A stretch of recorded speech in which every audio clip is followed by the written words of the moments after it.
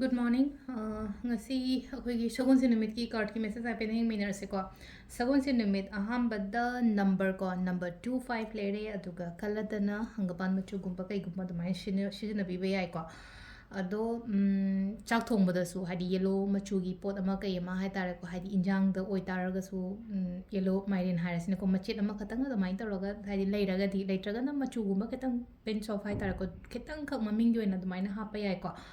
aduma lere aduga sagon sen hana sum yengba mi gendi khangani ko sagon sen numise yaringai kok logono phishu gono ko hadi maina reason budi mamang da high gram ne do sida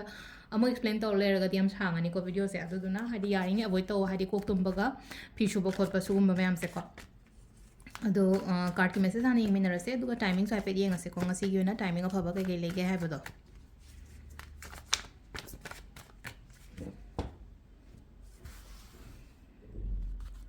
Koisidagi card ahum lok thokjarage ko ID card number 1 card number 2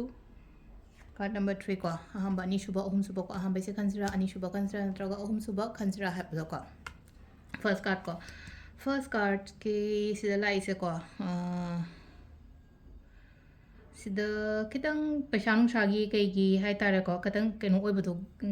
ai do hojik tan da ya de phang da ya de ko te ya de hai bage dum bakara kitang greedy orangani ko hojik se adi paisang shagi matang da hai tare ko ngasi gi na hai paisa darkar le bani khang de amani khang de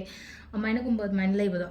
ado sida ko hai de khallo hai de paisa se ko paisa ju energy makhala mane amuk lak pa chat pa khot pa se ko adum akoi da keno taroga lei ta bodu oi ko hai di money is like an energy and adum hai basu yawe ko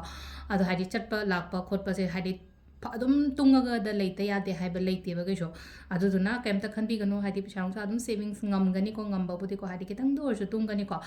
arem bada hai tar ko yari ngai hai di unnecessary course kumba kai gumba yari ngai tobi da ba ko number 2 ko number 2 se kitang disappoint oi ba hai di ngasi ai kenu ma khala me na khala se na khala me po to hai di oi thorok ta matam da kitang isa da nuai tam ni khang de amani khang de dumai na gumba feel to ba ma ko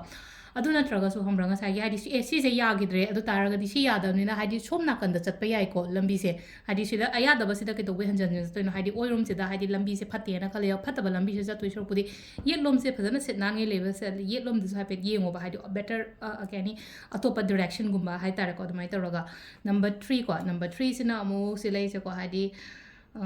negative katang khanba hai tara pakhat pani khangde nuai ta bani khangde amani khangde aki bani khangde katang nuai ta mangum ba su nuai ta ba ko ta ba dum ba su khra su lai gani ko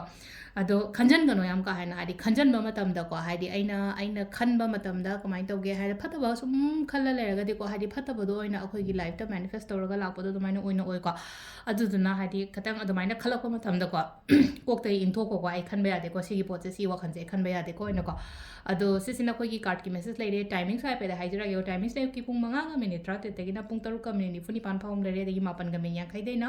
pung ani ga minute kun mari phawm le re adagi ahum ga min yang khai manga dei na nungdang gi ni pan ga minute kun doi phawm le de mu tra ma thoi ga min kuma thoi de na baro ga min yang khai phawm le ko adagi nungdang ahing nongalam dai ha sine ko ani ga minute try ban de gi na pung manga ga minute ra to phawm le ko sisina ko gi ngasi gi oina afaba timing ko ado sida le re ko gi sagon se numit ki card ki message se ma'am thank you